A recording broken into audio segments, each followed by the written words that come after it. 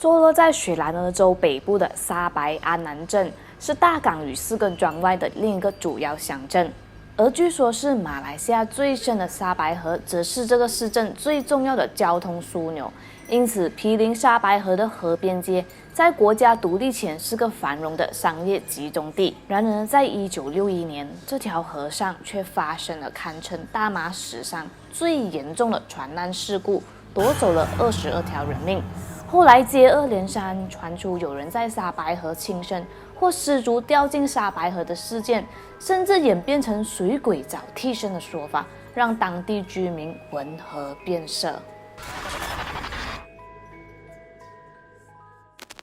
Hello， 大家好，我是美貌与智慧并重的小南。这支影片是由一位非常有心的观众赞助的 Steven， 非常感谢你的支持。其实我个人真的是挺感动的。一路走来呢，虽然有很多不同的声音，但因为有 Steven， 有大家一起继续支持更多优质的内容创作，我觉得这是很宝贵的经验。也祝福 Steven 呢一切顺利、平安喜乐哦。沙白河是雪兰莪州和霹雳州的分界线，河流的北边是霹雳州，南边即是雪州。当年许多两岸居民都是乘船到对岸的。话说，在沙白安南小镇里，有着一间已经有上百年历史的古庙天福宫。每年农历7月22，天福宫会配合张公圣君千秋宝诞举行一系列的活动。白天是众神出巡仪式，晚上则有大戏表演。事发当年，有一批对岸居民乘坐客船来天福宫拜祭神明和看大戏。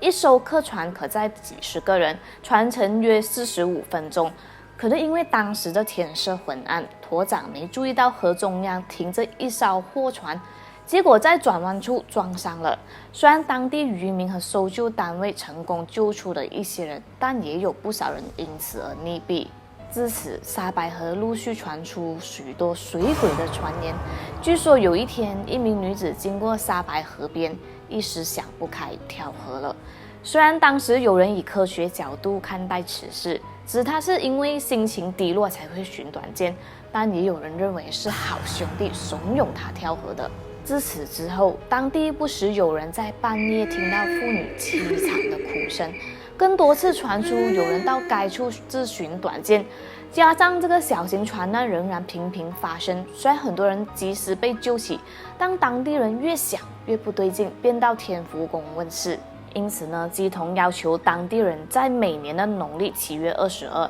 也就是张公圣君千秋宝诞当天举行大型的超度法会、路祭和港祭仪式。与此同时呢，天福宫的理事为了防止水鬼继续索命便在沙白河的河道两旁树立写着南无阿弥陀佛字眼的石敢当，也就是用以辟邪的这个石碑。这一切搞定之后，两岸居民往后渡河，果然就平安无事，不再听闻发生意外。然而，这起沙白安南的船难事故也出现另一个版本的说法，这个说法更在网上流传。据说，当年船难发生之前，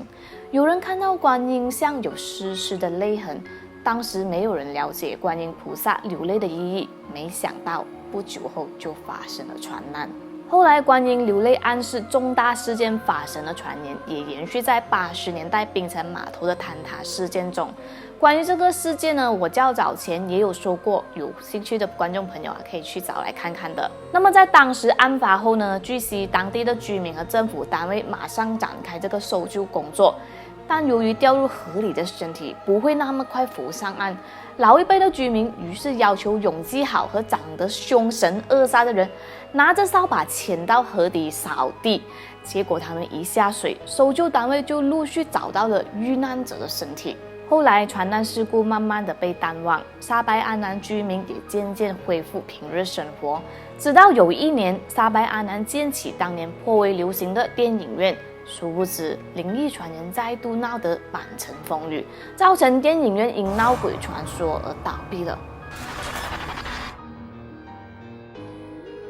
据悉，以前的戏院座位不像现在一层层往下，而是平行的，所以电影放映时，坐在后面的人总会看到前面的人头影子。话说有次电影院放映一部冷门电影，一名老伯在电影播到一半时上厕所，不料当他回来坐定后，看到许多人头的影子，但他仔细看前面座位时，却发现大部分座位是空着的，吓得所有人马上跑出戏院。那么当年民间其实有个传统，在戏院正式营业前必须先放映7天的电影，让好兄弟先观赏。据说这家闹鬼的戏院就是没有遵照这个传统，所以那些好兄弟才会集体来观赏电影兼闹场，最后戏院只好关门大吉。戏院倒闭后，因为年久失修，杂草丛生，显得格外的阴森。一些老一辈居民还声称有好兄弟在戏院旁徘徊，等待他们的娱乐。有人更把这些亡灵联想成当年传难的逝者。然而，根据传说，水鬼必须取得轮回珠才能投胎转世，因此若有人投河跳海或意外溺毙，当地的水鬼就会取走逝者的轮回珠。如此一来，逝者就成了新的水鬼，必须等待下一名逝者出现，取得对方的轮回珠，否则就永世不得超生。至于谁是第一个成为水鬼，失去轮回珠的人取得他人的轮回珠才能投胎的规矩，又是从何时开始？这可能要追溯到好几万年前的典故了。有兴趣知道的观众朋友可以在下方留言，我到时再专做一集影片解说。一直以来，许多高楼和河流都会被人们谣传闹鬼，甚至传出鬼魂要找同伴或替身的说法。然而，从现实的角度来看，当一个人有意自寻短见时，无论是高楼或河流，都有可能成为他结束生命的地方。不一定是水鬼为了投胎而故意拉人下水，一些人可能失足掉进河里，或被河里的这个水草缠住双脚，却被人说成是水鬼拉着他们的脚。那么从另一个角度来看，或许有人认为神庙和石敢当等有助于挡煞的宗教物品很迷信，但其实在心理学上，每一个人的内心都有一种自我防御机制，无论是科学方法或宗教仪式，只要是能让自己心安，又能减少意外发生的方法，都算是好方法。所以如果见了这些物品能让这个当地人心安，且无形中让一些有意寻短见的人放弃这个念头，就算迷信也有其存在的价值。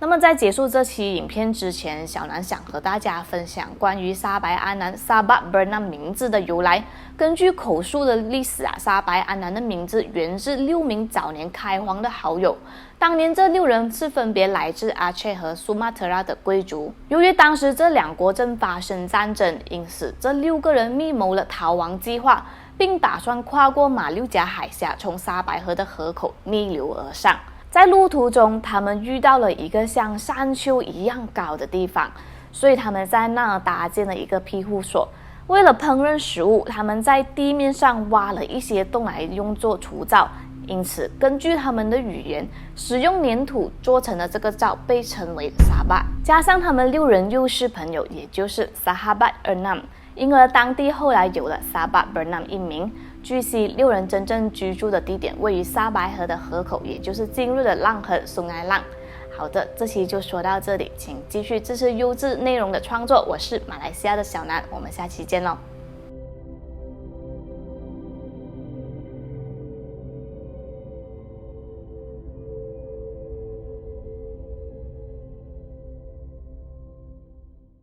事情来到了第2天早上，有一名邮差在送信的时候，听到了从后山的地方隐约传来一个女子的求救声：“Tolong, tolong！” 因为是小地区的关系这消息也很快的传到了小美家人那里，因此他们也就更加相信巫师所说的，小美一定是在水晶山。于是，在6月19日的早上9点，小美的家人连同附近热心的居民分批上山找人。然而，这时奇怪的事情发生了。